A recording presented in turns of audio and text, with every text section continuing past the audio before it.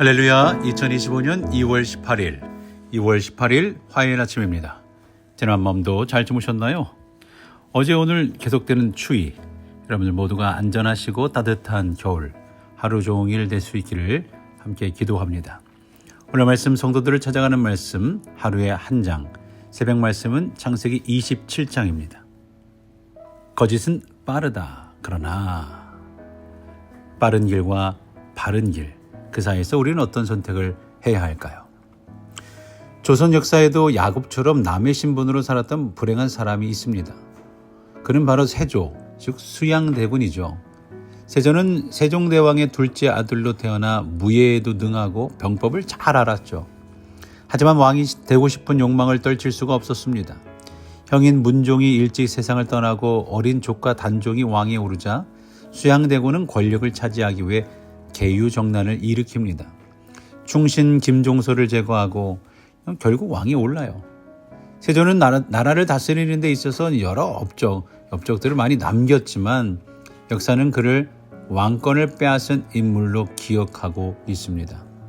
우리도 살아가면서 빠른 길과 바른 길 사이에서 선택해야 할 때가 많이 있습니다. 빠른 길을 택하면 당장은 원하는 결과를 얻을 수 있을지 모르지만 그것이 반드시 옳은 길은 아니라는 거죠. 오늘 본문의 이야기도 우리에게 같은 교훈을 줍니다. 야곱과 그의 어머니 리브가는 하나님의 계획을 인간적인 방법으로 이루려 했습니다. 하나님의 계획이 있는데 그에 대한 이야기를 아는데 하나님의 뜻을 기다리는 것이 아니라 인간적인 방법으로 이루려 했다라는 거죠. 결국 그 선택이 어떤 결과를 가져왔습니까? 리브가와 야곱은 아버지 이삭에게 축복을 받는 빠른 길을 선택합니다. 리브가는 하나님께서 이미 야곱을 통해 언약을 이루실 것이라고 말씀하셨음에도 불구하고 창세기 25장 23절에 국민이 내 태중에 있구나, 두 민족이 내 복중에서부터 나누이리이다. 이 족속이 첫 족속보다 강하겠고 큰 자가 어린 자를 섬기리라 하셨더라. 이렇게 말씀하셨음에도 불구하고 인간적인 방법으로 그 계획을 이루려 합니다. 시간이 오래 걸릴 거라 생각을 했을까요? 아니면 이삭이 첫째를 고집할 거라 믿었을까요? 리브가는 남편을 속이고 자기가 사랑했던 야곱이 축복을 받게 하는 길을 선택합니다. 그러나 본문은 리브가의 행동과 야곱의 말을 통해 축복을 받을 맏아들은 에서임을 분명히 말하고 있죠. 27장 15절에 리브가가 그의 맏아들 에서의 좋은 의복을 가져다가 그의 작은 아들 야곱에게 입히고, 또한 리브가는 에서가 들에서 잡아올 짐승의 고기를 집에서 잡은 염소 새끼의 고기로 바꾸고 그 염소의 가죽으로 야곱의 피부를 에서의 피부로 바꿉니다. 언뜻 보면 이게 가능한 거야? 이런 생각 속에 매우 엉성한 속임수라 생각이 되죠. 아무리 이삭의 눈이 어두웠다 하더라도 야곱의 목소리가 에서와 같을 수 없지 않을까요? 물론 딸과 엄마의 목소리가 닮아 헷갈린다는 얘기들 많이 듣잖아요. 아버지와 아들의 목소리가 비슷해서 착각하기도 한 적이 있지만 형제간의 목소리를 아버지가 구분하지 못할까요?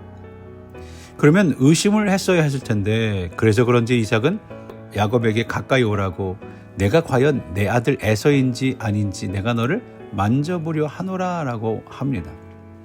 무엇보다 이삭이 이상하게 여겼던 것은 너무나 빨리 왔다는 거죠. 사냥을 해서 고기를 가지고 와야 되는데 너무 빨리 왔어요. 그러나 야곱은 여호와께서 순조롭게 만나게 하셨기 때문이라고 20절에서 아버지를 속입니다.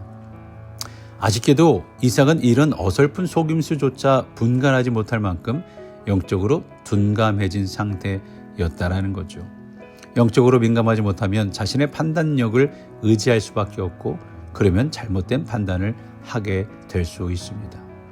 빠른 것이 반드시 하나님의 도우심이라고 할 수 없고, 좋은 것을 가져다 주는 사람이 꼭 하나님이 기뻐하시는 사람이라고 할 수도 없습니다. 문제는 거짓이 영원할 수 없다라는 거죠.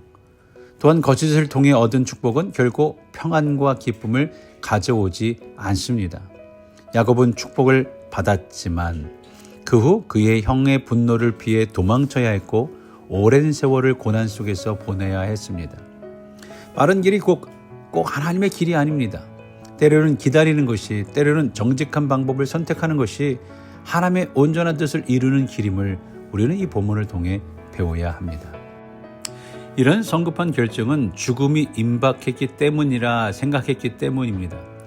그런데 자기 생각과 달리 이삭은 수십 년을 더 살았어요. 그렇게 장자를 축복하는 것은 서두르지 않아도 되었던 거예요. 이삭이 에서를 언약 계승자로 삼기를 원했다면 에서가 하나님 앞에서 합당한 자가 되도록 꾸짖고 훈련시켜야 했습니다. 또한 본문의 상황에서는 자기 앞에 있는 사람이 과연 에서가 맞는지 시간을 두고 검증할 수도 있었습니다. 이삭에게는 종들도 많이 있었으니 얼마든지 야 들어와 얘가 에서인지 확인해봐라. 사실을 확인할 방법이 있었어요. 그러나 이삭은 자기가 먹은 별미가 에서가 요리한 것인지 아닌지도 구분하지 못하는 미각과 야곱이 입고 있던 옷에서 나는 에서의 체취에 의지해 야곱을 에서라고 믿어버립니다. 이삭은 에서인 척하는 야곱에게 땅의 풍요로움을 28절에 정치 군사적 우위뿐만 아니라 29절 전반부에 그를 축복하는 자는 복을 받고 저주하는 자는 저주를 받으리라는 아브라함에게 약속된 복까지 빌어주죠. 이것이 하나님의 이름으로 선포된 축복이었기에 야곱에게 주어졌고 그의 자손이 이 복을 누리게 될 거라는 거예요. 그러나 이삭이 야곱에게 빌어준 복이 실현되기 위해 야곱은 큰 시련을 통과하지 않으면 안 되었습니다. 이렇게 하나님의 방법과 하나님의 때를 기다리지 않고 행한 일이 하나님의 뜻에 맞춰 수정되기 위해서는 상당히 힘든 과정을 거쳐야 합니다. 리브가와 야곱은 정직한 방법을 사용할 수도 있었습니다. 그러나 남편, 아버지를 속이는 방법을 사용했고 그 선택이 성공한 것처럼 보였죠. 물론 조마조마했지만 빠르게 축복을 받아냈기 때문입니다. 그러나 그 축복이 실현되기까지 20년간 죽을 고생을 해야 했습니다. 리브가와 야곱은 빠른 길을 선택했습니다. 그리고 그들은 원하는 결과를 얻은 것처럼 보였죠. 하지만 그 대가는 혹독했고 야곱은 형 에서의 분노를 피해 먼 길을 떠나야 했고 리브가는 사랑하는 아들을 두 번 다시 볼 수 없었습니다. 하나님의 계획을 인간적인 방법으로 이루려 했던 결과는 고통과 후회였죠. 우리도 종종 빠른 길을 선택하고 싶은 유혹에 빠집니다. 또 워낙 한국 사람들이 빨리빨리 하다 보니 이것에 더욱더 민감하죠. 거짓말 한마디면 문제가 해결될 것 같고 편법을 사용하면 더 쉽게 성공할 수 있을 것처럼 보일 때가 있습니다. 그러나 하나님께서 기뻐하시는 길은 그런 길이 아니라는 거예요. 하나님은 우리가 정직하게 신뢰하며 기다리기를 원하시죠. 오늘 우리의 삶 속에서도 비슷한 선택의 순간이 있을 겁니다. 우리가 하나님의 때와 방법을 신뢰하며 나아갈 때 하나님은 우리의 삶을 가장 선한 길로 인도하실 겁니다. 빠른 길이 아니라 바른 길을 선택해야 합니다. 거짓이 아닌 진리를 붙들어야 합니다. 그것이 하나님이 기뻐하시는 삶인 줄로 믿습니다. 우리 함께 기도할까요? 사랑과 진리의 하나님, 우리가 때때로 빠른 길을 선택하고 싶을 때에도 하나님의 방법과 하나님의 때를 신뢰할 수 있도록 도와주옵소서.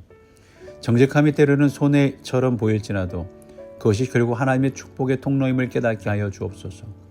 우리의 삶 속에서 하나님의 말씀을 따라 바른 길을 선택하게 하시고 우리의 믿음이 흔들리지 않도록 붙들어 주시옵소서. 우리 교우들이 아프시고 편찮으신 분들이 있습니다. 수술 후에 회복하는 이들이 있습니다. 수술에도 여전히 아프시는 이들도 있습니다. 감기로 고생하던 이들도 있습니다. 신분의 문제로 하나님께 간구하는 이들도 있습니다. 하나님 여러모로 주님께 아뢰는 모든 일들 속에 주님이 그때에 이루시고 회복하시고 좋게 인도하시는 놀라운 역사를 경험하게 하여 주옵소서. 빠른 길보다 바른 길을 선택하는 우리들이 되게 하여 주옵소서. 감사하며 이 모든 말씀 거룩하신 예수 그리스도의 이름으로 기도드렸사옵나이다. 아멘.